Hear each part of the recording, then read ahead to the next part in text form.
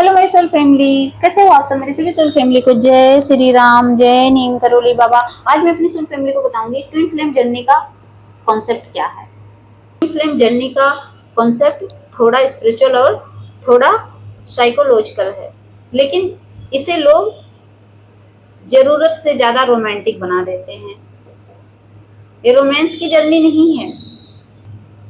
जो नहीं समझते वही प्यार मोहब्बत ढूंढते हैं इस जर्नी में। जो इस जर्नी में आया है ना, वो सबसे पहले तो खुद को ढूंढे, अपनी आत्मा को, अपनी सोल की ग्रोथ करे, वरना कभी नहीं इसका कॉन्सेप्ट समझ पाओगे। इसका जो कॉन्सेप्ट है ना, इसको समझने के लिए आपको अपने ही अंदर उतरना पड़ेगा। जब अंदर से एकदम डूब जाओगे खुद में ही, तभी इस कॉन्सेप्ट को समझ पाओगे, तभी इस जर्नी को समझ पाओगे, वरना तो हर वक्त भटके रहोगे आप। बेसिक कॉन्सेप्ट क्या है अब मैं आपको बताती हूँ। ट्विन फ्लेम का मतलब क्या होता है। ट्विन फ्लेम का मतलब माना जाता है कि एक सोल दो हिस्से में होती है, जो दो अलग अलग इंसानों के रूप में होते हैं।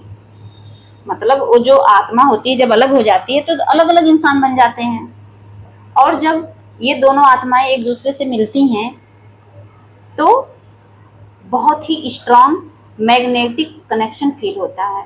जैसे एक मैग्नेट नहीं होता, चुंबक, एक दूसरे को जैसे चुंबक चुंबक जब एक दूसरे के सामने लाते हैं तो एकदम चिपक जाता है, बस वैसे ही कनेक्शन फील होता है इस जर्नी में। और इसे मिरर सोल भी कहा जाता है, क्योंकि सामने वाला आपके अंदर की सच्चाई दिखाता है। अब सच्चाई का मतलब ये नहीं है कि सब अच्छा अच्छा हो। सच तो ये भी है कि जैसे होता नहीं कि जैसे आपका एक हाथ नहीं है, मान लीजिए 2 मिनट के लिए, जब आप आईने के सामने खड़े होते हो मिरर के, तो उसमें भी तो एक हाथ कटा हुआ तो दिखता है। जैसे जो विकलांग है विकलांग दिखेगा, जैसे जिसकी नाक टेढ़ी है तो उसमें नाक भी टेढ़ी दिखेगी, बस वही सच्चाई वो दिखाता है आपके अंदर की। इसके कुछ स्टेजेस होते हैं इस ट्विन फ्लेम जर्नी के। सबसे पहले पहचान। जब ये पहली बार मिलते हैं ना, तो एक अजीब सा डीप कनेक्शन फील होता है। ऐसा लगता है कि जैसे वो एक दूसरे को बरसों से जानते हैं। फिर रोमांटिक फेज, सब कुछ एकदम परफेक्ट लगता है। जब वो मिलते हैं ना, मिलने के बाद पता क्या होता है, सबसे पहले पहचान कराई जाती है, फिर उसके बाद एक दूसरे से मिलने के बाद इतना ज़्यादा वो रोमांटिक फेज में चले जाते हैं कि उनको लगता है कि बस अब हम हैं और कोई नहीं है। उनको यही लगता है कि सिर्फ हम ही दोनों हैं इस दुनिया में और कोई है ही नहीं, उनको कुछ और नज़र ही नहीं आता है। मतलब एकदम स्ट्रॉन्ग कनेक्शन फील होता है, और बॉन्डिंग धीरे धीरे इतनी अच्छी हो जाती है जैसा लगता है कभी अलग नहीं होंगे। वो कभी सेपरेशन का सोचते ही नहीं। फिर उसके बाद आता है रनर और चेजर वाला फेज। पहचान हो गई, फिर रोमांटिक फेज आया, उसके बाद आ जाता है रनर चेजर वाला। ये भी एक गेम ही है। एक इंसान दूर भागता है, दूसरा उसके पीछे पीछे भागता रहता है। अब एक इंसान कौन डीएम भागता है, डीएफ चेज करती है, और यहीं से सबसे ज्यादा पेन और कंफ्यूजन क्रिएट हो जाती है। आपको क्या लगता है, जब तक वो एक दूसरे से प्यार करते रहते हैं, एक दूसरे से अच्छी अच्छी बातें करते हैं, तब तक थोड़ी ना पेन मिलता है। पेन तो यहीं से शुरू होता है, जब ये रनर चेजर वाला खेल शुरू होता है तब, और यहीं से कंफ्यूजन क्रिएट हो जाती है। फिर सेपरेशन, मतलब वही कि हमेशा के लिए जैसा लगता है कि एकदम अलग हो गए हैं, दूरी आ जाती है। थोड़ी बहुत जो कॉल मैसेज होता था वो भी खत्म, एक दूसरे को ब्लॉक कर दिए हैं।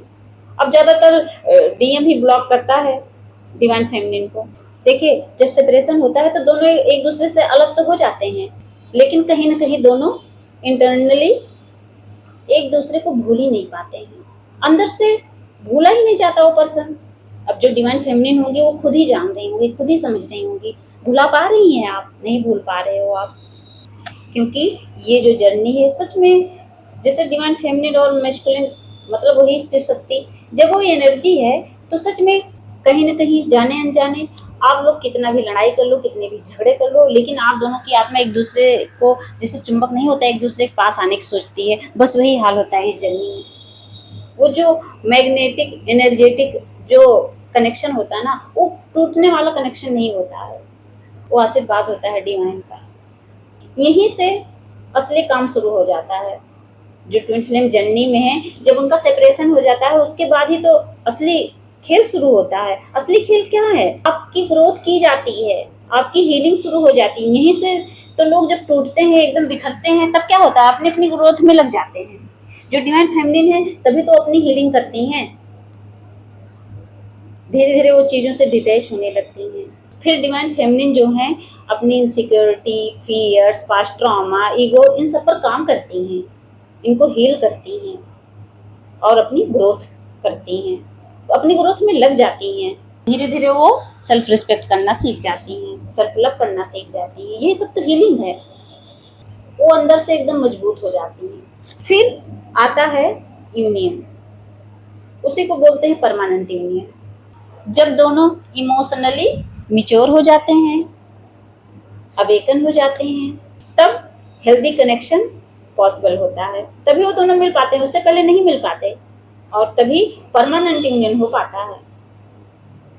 वरना आप पूरी जिंदगी भटकते रहो, नहीं मिल सकते हो। और एक सच ये भी है कि ट्विन फ्लेम जर्नी आपको सेल्फ ग्रोथ और सेल्फ अवेयरनेस सिखाने के लिए मिलती है, और जो इस जर्नी में है उनको ये जर्नी यूजफुल बनाना है, ना कि किसी इंसान के पीछे भटकना है।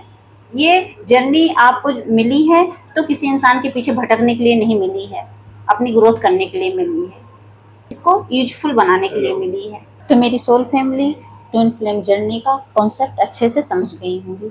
तो जो इस जर्नी में है उनको कहीं भटकना नहीं है, इस जर्नी को आगे अच्छे से ले जाना है, और जितना आप भटकोगे उतना भटकाए जाओगे, ये भी बात लिख के रख लीजिए।